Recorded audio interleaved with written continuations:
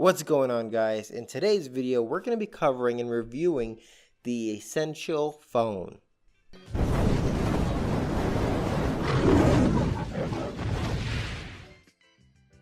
Welcome to the channel, boys. If you're new to the channel, please consider subscribing as I do other cool tech review videos such as the one you're watching today. Now, I just got my hands on this phone. Now, this is an unlocked phone. It is called the Essential phone. Pretty much what that means is built into this, it's pretty much designed to have the essentials and necessities of a cell phone without having all the extra crap on it. Looking at this phone, it's a really nice phone. I love the way it looks and feels. It's made out of titanium as well, the body, so the back is almost indestructible, especially in drop tests. However, the front, the glass of it is still prone to scratches and breaking. Now let's go into the specs of this phone. The audio, unfortunately, it does not have a headphone jack, which is essential and ironic in the title, of course, because there's no headphone jack, and that is a pretty essential feature for me. It does come with the microphone adapter for 3.5mm for a headphone jack. However, you can also connect this via Bluetooth on your headset as well and go just straight wireless. As far as the camera goes, it has a dual camera.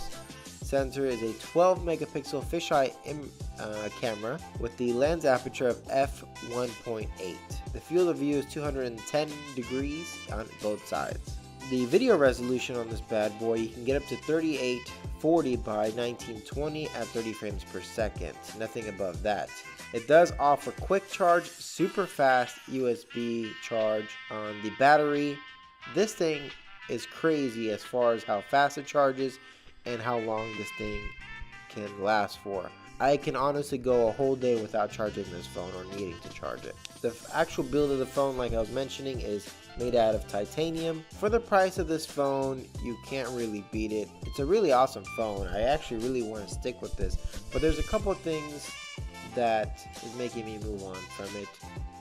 Now, first, I'm going to go over the things I do like about it. I love the CPU processor. It's really quick, really fast. This one is way better than any other phones that I've seen.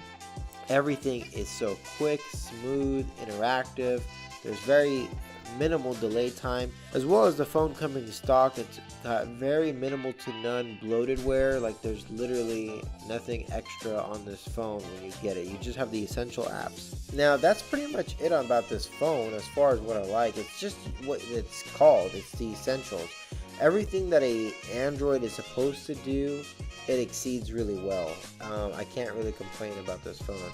The camera, you can actually get rid of the camera icon and just assign the power button. You double tap the power button twice and it activates the camera, which I do like as well. Which will now lead into a segue into what I don't like about this phone. The first one being the camera. The camera is really low quality. I can rarely get a clear shot. It seems like it really struggles to get a clear shot, especially indoors. I don't know, it's really weird.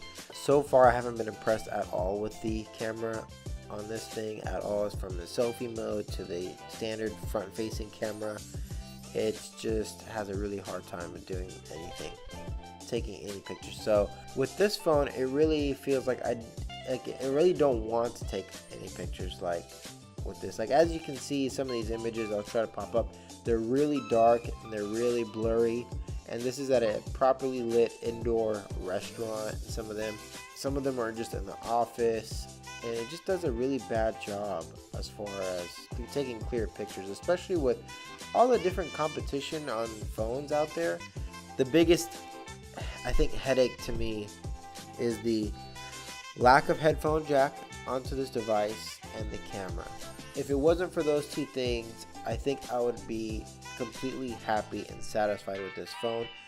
Also, another thing I don't like, it's a little bit on the smaller side for me. Now, for a lot of people, this might not be an issue. I like bigger phones, and when I looked at the images online, it really did look like it was going to be bigger than what it is.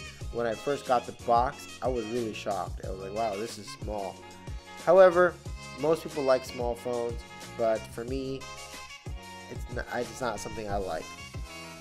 Well, that's the review for this video, guys. I hope you guys liked it. Please let me know what you guys think about this, and if you have any questions regarding this phone, feel free to drop them in the comments below.